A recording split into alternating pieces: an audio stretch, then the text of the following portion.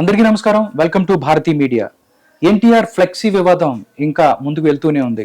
ఈరోజు యార్లగడ్డ లక్ష్మీప్రసాద్ ఎవరైతే ఉన్నారో మాజీ ఎంపీ ఆయన మాట్లాడుతూ జూనియర్ ఎన్టీఆర్ ఒక ఆకాశం, ఆయన మీద ఉమ్మేస్తే వాళ్ళ మీదే పడుతుంది అన్నట్లు కొన్ని కామెంట్ చేశారు. అంటే నిన్న జరిగిన ఫ్లెక్సీ రగడ ఇంకా ముందుకు వెళ్తూనే ఉంటుంది. దీని నుంచి టీడీపీ నుంచి అవ్వచ్చు, లేకపోతే మిగతా వాటి నుంచి ఎలాంటి ఖండనలు వస్తాయి ఒకసారి చూడాలి. ఈ విషయం మీద మనతో మాట్లాడడానికి మనతో పాటు ఉన్నారు నట్టి కుమార్ గారు. నట్టి కుమార్ గారితో మాట్లాడదాం, మరిన్ని విషయాలు తెలుసుకుందాం. నమస్కారం నట్టి కుమార్ గారు. సార్, నిన్న ఎన్టీఆర్ గారి 28వ వర్ధంతి సందర్భంగా ఎక్కడైతే ఘాటు దగ్గర జరిగిన కొన్ని సంఘటనలు మీరు చూశారు, దీని గురించి మీరు ఏం మాట్లాడతారు సార్? ఏం చెప్తారు? ఇప్పుడు యార్లగడ్డ లక్ష్మీప్రసాద్ గారికి ఏం వాల్యూ ఉంది? ఆయన టాపిక్ ఆయన మాట్లాడడానికి ఆయనకి రైట్ లేదు. ఎందుకంటే ఏ ఎండగా గొడుగు పట్టే రకం అది. ఇప్పుడు రామారావు గారు ఉంటే రామారావు గారు గొడుగు పెట్టాడు. తర్వాత చంద్రబాబు నాయుడు గారు గొడుగు పెట్టి ఒక ప్రణాళిక సంఘ అధ్యక్షుడిగో ఇంకోటో తెలుగు భాష అధ్యక్షుడిగో ఏదో తీసుకున్నారు. రాజశేఖర రెడ్డి గారు ఉండవు, రాజశేఖర రెడ్డి గారి దగ్గర గొడుగు పెట్టాడు. ఇప్పుడు జగన్మోహన్ రెడ్డి గారి దగ్గర గొడుగు పెట్టి జగన్మోహన్ రెడ్డి గారి దగ్గర మళ్ళీ ఏదో రాజీనామా చేశారని చెప్పాడు. మరి ఇప్పుడు అటే ఉంటున్నారు ఆయన వైసీపీకి. అంటే క్లియర్ కట్ కాదు, వైసీపీ సానుభూతి పరుడుగానే పార్టీ పోస్ట్ అయితే పొందాడు కదా. అవును, అంటే ఆయనకి నిలకడ లేని జీవితం.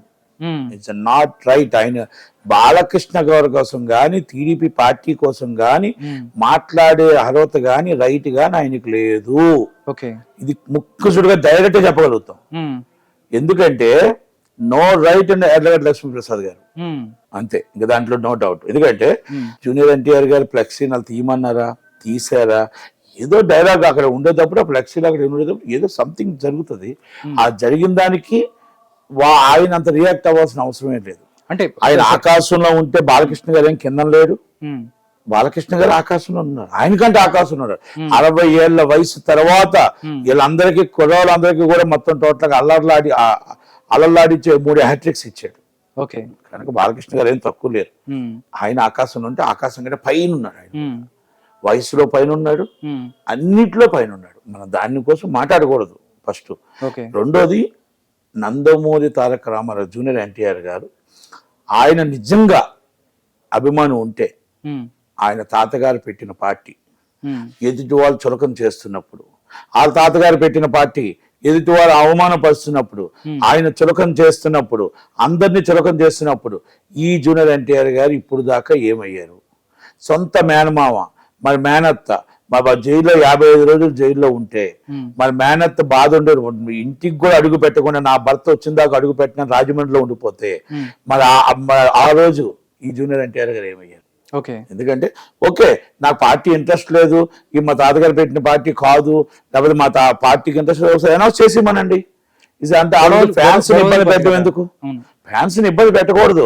ఎస్, నా పార్టీ నా తాతగారు పెట్టిన పార్టీ నేను సపోర్ట్ చేస్తానా, ఎస్, లేదు నాన్ సపోర్టెడ్, క్లారిటీ ఇచ్చేస్తే అయిపోయింది. ఎందుకంటే ఫ్యాన్స్ కి అన్ని దగ్గర కూడా కొంచెం ఇబ్బందికర విషయాలు ఉన్నాయి, ఇబ్బందిగా ఉంది. ఎందుకంటే ప్రతి దగ్గర కూడా జూనియర్ ఎన్టీఆర్ గారు రావాలని వాళ్ళు ఫ్యాక్షన్ ఇవ్వడం, చంద్రబాబు నాయుడు గారు ఏం చెప్పాలో ఆయనకు కూడా అర్థం కావట్లేదు. మెంబరే, ఫ్యామిలీ మెంబర్, కానీ ఆయన ఫ్యామిలీ మెంబర్ అని ఆయన అనుకోవట్లేదు. పార్టీ ఆయనకి కూడా భాగస్వామ్యం ఉంది, ఆయన అనుకోవట్లేదు. ఇప్పుడు నారా లోకేష్ గారు రాజకీయంగా ఎదిగారు. ఆయన రాజకీయంగా జాతీయ ఉపాధ్యక్షుడు అవడానికి ఆయన ఎదిగారు. సినిమా ఫీల్డ్ లో మీరు ఎదిగారు, మీరు ఎక్కడికో సినిమా ఫీల్డ్ లో వెళ్ళారు. నారా లోకేష్ గారు రాజకీయంగా వారసుడిగా 100% నందమూరి తారక రామారావు మనవడిగా సినిమా రాజకీయాల్లో ఆయన ఎదిగితే మీరు సినిమా ఫీల్డ్ లో మీరు ఎదిగారు. వారసత్వం అనేది అది మనం వస్తే రాదు, అది మనం చూస్తుంటే వస్తుంది. 55 రోజులు జైల్లో ఉండేటప్పుడు ఒక లోకేష్ గారు ఒక న్యాయపరంగా ఒక తల్లిని, ఒక భార్యని, ఒక కార్యకర్తల్ని, ఒక పార్టీని ఒంటి చేతి మీద నడిపించి 55 రోజులు ఘనత చంద్రబాబు నాయుడు గారు అరెస్ట్ మళ్ళీ ఇవన్నీ చూసుకుంటూ ఆయన అరెస్ట్ చేస్తారు. ఆయన అరెస్ట్ చేయడానికి ఆయన ఇబ్బందుల్ని అన్ని ఎదుర్కొంటూ అతికిమించి 55 రోజులు పార్టీ నిలబెట్టాడంటే ఆయనకి రాజకీయ అవగాహన ఉందా లేదా? రాజకీయ అవగాహన ఆయనకు ఉంది కాబట్టి పార్టీ నిలబెట్టగలిగాడు. కనుక రాజకీయ అవగాహన ఆయనకు ఉంది కాబట్టి లోకేష్ గారు వారసుడు. మీరు నెక్స్ట్ వారసుడు ఎవరు ఉంటారండి? లోకేష్ గారే ఉంటారు. తెలుగుదేశం పార్టీకి లోకేష్ గారే ఉంటారు. ఇది నో, ఇంకోటి ఆల్టర్నేటివ్ ఉండదు, ఆల్టర్నేటివ్ ఉండదు. ఇది నారా లోకేష్ గారే నెక్స్ట్ వారసత్వం, నో డౌట్. ఇక దాంట్లో వేరే ఎవరో కూడా భేదాభిప్రాయాలు ఉండాల్సిన అవసరం ఏమీ లేదు.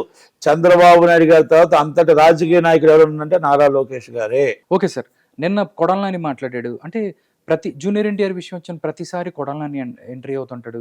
నిన్న రా కదిలిరా సాబ్ జరిగింది గుడివాడలో, దానికి సంబంధించి కొడాలని ఈ ఫ్లెక్సీ వివాదం ఏదైతే ఉందో ఆయనతో మాట్లాడినప్పుడు కూడా ఆయన మాట్లాడటం 100 మంది చంద్రబాబులు 100 మంది బాలకృష్ణలు వచ్చినా కానీ జూనియర్ ఎన్టీఆర్ నేను అంటే ప్రతిసారి నారా నందమూరి ఫ్యామిలీస్లో చిచ్చుపెట్టే ప్రయత్నం చేస్తాడు అనుకోవచ్చా కొడాలని? అది మనం దాన్ని అంటానికి లేదండి. ఎందుకంటే ఇప్పుడు కొడాలి నాని జూనియర్ ఎన్టీఆర్ గారు వాళ్ళు మంచి ఫ్రెండ్స్, ఇంకా మంచిగా బాగా మంచి రిలేషన్షిప్ ఉంది కనుక మనం దాంట్లో ఆయన వైసీపీకి సపోర్ట్ చేస్తున్నారా ఎవరు జూనియర్ ఎన్టీఆర్ గారు అంటానికి లేదు. ఎందుకంటే ఆయన డైరెక్ట్ గా దేనికి సపోర్ట్ చేయలేదు కనుక న్యూట్రల్ గా ఉన్నారు.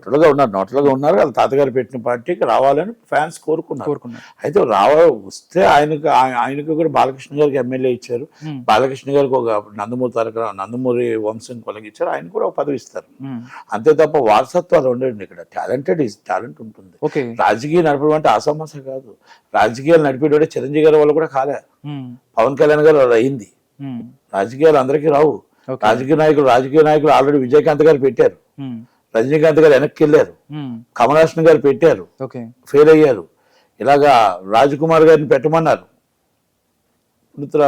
తమిళనాడు కర్ణాటక రాజకుమార్ గారు ఆయన రాజకీయాల్లో రానన్నాడు, కానీ రాజకీయం శాసించాడు. ఈ రోజుకి ఆ కూటమిలో కర్ణాటకలో శాసిస్తుంది ఏ పార్టీ ఉన్నా కూడా, ఏ గవర్నమెంట్ ఉన్నా కూడా. అంటే అలా కొంత పార్టీలకి రావడం అంటే పార్టీలు పెట్టడం అంటే మామూలు విషయం కాదండి. చాలా మంది పార్టీలు పెట్టారు కానీ ఎవరో నిలబడలేదు. ఆ పార్టీ నడపడం అంటే చాలా కష్టం. కనుక రాజకీయాల్లో మన సినిమా వాళ్ళం వచ్చేసి మనల్ని చూసి ఓటేస్తారు అనుకోవడం అసంభవం. మనల్ని చూసి జనాలు వస్తారు, ఓటేయరు. అది రాజకీయ పరిజ్ఞానంతో ఆ జనాలు వచ్చిందని ఓటుగా మలుచుకోగలిగితే ఓటేస్తారు. ఇది ఎన్నోసార్లు నేను మీకు చెప్తున్నాను, అందరికీ చెప్తున్నాను. ఇది రాజకీయంగా వేరు, ఇది వేరు, సినిమా ఫీల్డ్ వేరు. సినిమా ఫీల్డ్ లో మనల్ని చూడటానికి లక్షల మంది జనం వచ్చి ఓటేస్తారు అనుకోవడం. ఓకే సార్, అంటే సార్ ప్రతిసారి అంటే ఫ్యాన్స్ ఎంతవరకు వస్తున్నారంటే నార్మల్గా నిన్న ఫ్లెక్సీకి సంబంధించి బాలకృష్ణకి పేరు లేదు, లేకపోతే ఫోటో లేవు, కావాలని కొంతమంది ఫ్యాన్స్ జూనియర్ ఎన్టీఆర్ హరికృష్ణ గారు కళ్యాణ్ రామ్ గారు వాళ్ళ ఫ్లెక్సీల వరకే పెద్దవి చేసి దాంట్లో పెట్టారు. బట్ అందరూ అనుకుంటాం ఏంటంటే కావాలని తీసేయమన్నాడు, కానీ ఇది వర్ధంతి సభకి స్వాగతం సుస్వాగతం అంటూ బోర్డులు పెట్టారు. అంటే వర్ధంతి అంటే చాలు కాబట్టి ఫ్యాన్స్ కి అవగాహన ఉండాలి. అదే ఎందుకంటే వర్ధంతికి పెట్టాలి, వర్ధంతికి వెళ్ళాలి, కానీ స్వాగతం సుస్వాగతాలు కరెక్ట్ కాదు. అది ఫ్యాన్స్ డెవలప్ చేసిన తప్పులకి ఈ ఫ్యాన్స్ అంతమంది రియాక్ట్ అవ్వాల్సిన అవసరం లేదు. ఇప్పుడు దీంట్లో కూడా నేను ఒకటే చెప్తున్నాను కదా, యార్లగడ్డ లక్ష్మీప్రసాద్ గారు ఎంత రియాక్ట్ అవ్వాల్సిన అవసరం లేదు. ఎందుకంటే యార్లగడ్డ లక్ష్మీప్రసాద్ గారు ఆయన పార్టీ తరపు నుంచే మాట్లాడాడు, నో డౌట్. ఆయన పార్టీ తరపు నుంచి మాట్లాడాడు. చెప్తున్నాను కదా, ఆయనకి ఇంకెక్కడా లేదు, ఆయనకి అయిపోయింది, ఆయన రాజకీయ జీవితం అయిపోయింది. ఇంకా 3 నెలలు ఆగితే టీడీపీ గవర్నమెంట్ వస్తుంది, టీడీపీ జనసేన గవర్నమెంట్ వస్తుంది, అంతే. ఆయన ఎడ్లగడ్డ లక్ష్మీప్రసాద్ గారికి ఇక చంద్రబాబు నాయుడు గారు అడుగెట్టే పరిస్థితి లేదు. ఆయన రానివ్వడు, లోకేష్ గారు రానివ్వరు. చంద్రబాబు నాయుడు గారు జాలిపడి పోన్లే అని వచ్చినా రానివ్వడు. తెలంగాణలో లేదు, ఆయనకి ఎక్కడా లేదు, అక్కడ కూడా లేదు, సెంట్రల్లో కూడా లేదు, ఎక్కడా లేదు. ఆయన ఏంటంటే ఇప్పుడు ఏదో మళ్ళా హైప్ తీసుకొచ్చి మళ్ళా జగన్మోహన్ రెడ్డి దగ్గుదవుదాం అని చెప్పి ఈ ఆలోచనతో ఈ వ్యాఖ్యలు చేస్తున్నాడే తప్ప ఆయనకి ఎక్కడా ఆయన మాట్లాడేదానికి అర్థం కూడా లేదు. ఆకాశం అంటే ఆయన చెప్పింది ఏంటంటే వాళ్ళ మదరు జిజియాబాయి లాగా శివాజీని జిజియాబాయి లా పెంచింది అంటే అలా చేసిన తప్పలేదు, ఒప్పుకోవచ్చు. ఆమె బిడ్డగా పెంచుకుంటారు ఎవరైనా బాధ్యతగా. అబ్బాయి కూడా ఇండివిజువల్ గా పైకి వచ్చాడు, అదన్నీ అప్రిషియేట్ చేయాలి. జూనియర్ ఎన్టీఆర్ గారు నేను తప్పట్టడానికి లేదు, ఎక్కడ వాళ్ళ తల్లి గారిని తప్పట్టడానికి లేదు, జూనియర్ ఎన్టీఆర్ గారు తప్పట్టడానికి లేదు. అందరినీ కూడా ఎత్తేసి నా కొడుకు ఇదిగో ఇది నందమూరి తారక రామారావు చూపించింది వాళ్ళ తల్లి గారు. దాంట్లో ఎవ్వరు దాంట్లో విభేదించారు. ఇక్కడ బాలకృష్ణ గారు తక్కువ, చంద్రబాబు జూనియర్ ఎన్టీఆర్ గారు ఎక్కువ అనేది కరెక్ట్ కాదు. ఏజ్ లో గొప్ప, 60 ఏళ్ళ వయసులో 3 సినిమాలు హ్యాట్రిక్ ఇచ్చాడు, గొప్ప. ప్రతి దాంట్లోనే ఆయన గొప్ప, ఎమ్మెల్యేగా గొప్ప, కుటుంబంలో గొప్ప. మనం అదొద్దు, అలాగ అనకూడదు. ఎందుకంటే ఆకాశంలో మీరు ఏంటండి ఎలాగంటారండి? ఆయనకున్న జనాల్లో ఒక అనుమానం ఉంది, అనుమానం తీర్చేయాల్సిన బాధ్యత ఉంటుంది. ఇక నేను మొన్న కూడా చెప్పాను, సొంత మేనమామ జైల్లో ఉంటే ఉమ్, మీరు దానికి ఖండించను కూడా ఖండించలేదు. రాకపోవడం పక్కన పెట్టండి, ఉమ్. తప్పు కాదా? ట్విట్ అన్న పెట్టాలి, ట్విట్ అన్న అది కాదు, చేసి ఉండాల్సింది. ఖండించి కూడా ఖండించాలి. మేనత్త 55 రోజులు రోడ్డు మీద ఉంది, ఉమ్. మరి ఖండించలేదు. ఇంకోటి మీ ఎన్టీఆర్ మిస్సెస్, యూనివర్సిటీకి- మీ యూనివర్సిటీ అత్తగారు, మీ అత్తగారు స్వయాన మేనగోడలు చంద్రబాబు నాయుడు గారికి, ఉమ్, మీ పిల్లనిచ్చిన అత్తగారు స్వయాన మేనగోడలు. మరి వాళ్ళు కూడా ఎవరు రాకపోతే, అటు నారావారి కుటుంబం ఇటు నందమూరి వారి కుటుంబం రెండు దగ్గర చుట్టాలే కదా, ఉమ్, మరి రాకపోతే బాధ అనిపించదా? అభిమానులు ఒక ఇది ఉంది. దాంట్లో ఏంటంటే ఇప్పుడు లోకేష్ గారికి జూనియర్ ఎన్టీఆర్ గారు కలుపుతారు. ఉమ్, జూనియర్ ఎన్టీఆర్ గారు 100% ఆయన సినిమా ఫీల్డ్లో ఆకాశమే. ఉమ్, సినిమా ఫీల్డ్లో సినిమా హీరోగా ఎవరికి అందనెత్తుకు ఉన్నాడు అనేది దాంట్లో నో డౌట్. No doubt. అలాగే అక్కడ నారా లోకేష్ గారు ఆకాశమే. Hmm. ఎందుకు అందనెత్తుకి ఆయన పొలిటికల్ గా ఆయన చంద్రబాబు నాయుడు వారసుడిగా పెరిగాడు అనేది దాంట్లో ఎవ్వరు కూడా నో డౌట్. ఉమ్, నెక్స్ట్ వారసుడు నారా లోకేష్ గారి, Okay. దాంట్లో ఎవ్వరికి డౌట్ డౌట్ లేదు. లేదు. సార్ ఇంకొక అది విషయం. బాలకృష్ణ గారికి డౌట్ లేదు, ఉమ్, నందమూరి ఫ్యామిలీకి డౌట్ లేదు, ఎవరికి డౌట్ లేదు. ఓకే. నందమూరి తారక రామారావు గారి పార్టీలో ఉమ్, ఆయన మనవడగా ఆ నెక్స్ట్ వారసుడు ఆయన.